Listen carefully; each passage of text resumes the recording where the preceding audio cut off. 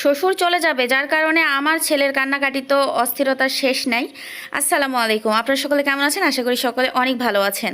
আমার শ্বশুর এসেছে, তার যাওয়ার সময় হয়ে গিয়েছে, আগামীকাল চলে যাবে উনি।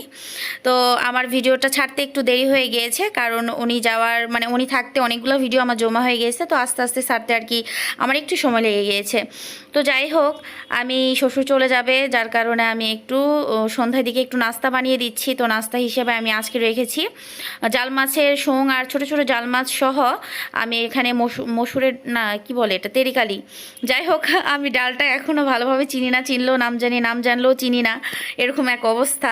তো এইটা দিয়ে আমি সুন্দরভাবে একটু মানে বড়া বানাবো, তার কারণে আগে ব্লেন্ড করে নিয়েছি। তারপরে এখানে আমি কিছুটা বেশ অনেকটাই কাঁচামরিচ আর দিয়ে দিয়েছি পেঁয়াজ।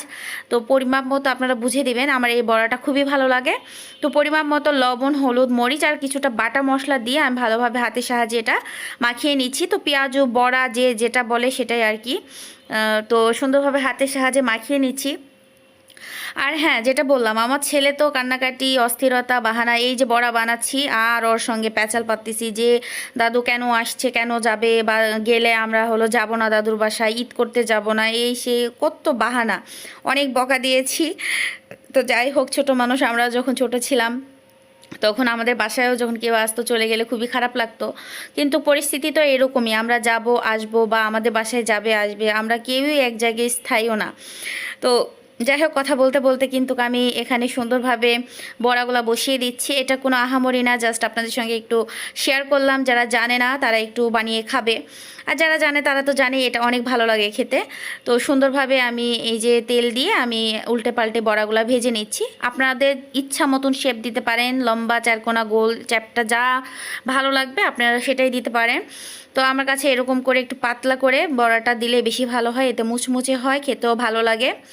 তো এই যে উল্টে পাল্টে আমি মচমচে করে ভেজে নিয়েছি। তো এখন এগুলো সব ঢেলে নিচ্ছি।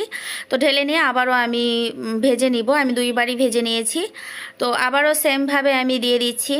তো সত্যি বাসায় কেউ আসলে বেশ ভালো লাগে, চলে যাওয়ার সময় মনটা সত্যিই খারাপ হয়ে যায়, আর কি করার, আমরা কেউ কোনো জায়গায় স্থায়ীও না। তো আমরা যাব ডিসেম্বর মাসে ইনশাল্লাহ, বাড়িতে গেলে নতুন নতুন অনেক সুন্দর সুন্দর ভিডিও আপনাদের সঙ্গে শেয়ার করার চেষ্টা করব। আমার সঙ্গেই থাকবেন, আমাকে অনেক অনেক দোয়া ভালোবাসা দিয়ে আমার পাশে থাকবেন।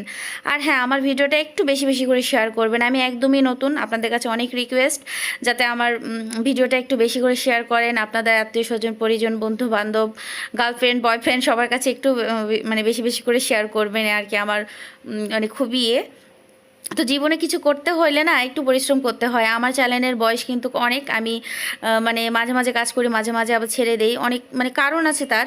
তো যাই হোক, সে কারণটার কথা অন্য একদিন বলা যাবে। তো যাই হোক, একটু বেশি বেশি করে শেয়ার করবেন ভাই বোনেরা। তো এই যে আমার সুন্দরভাবে বড়া ভাজা হয়ে গিয়েছে, আমি উঠিয়ে নিচ্ছি।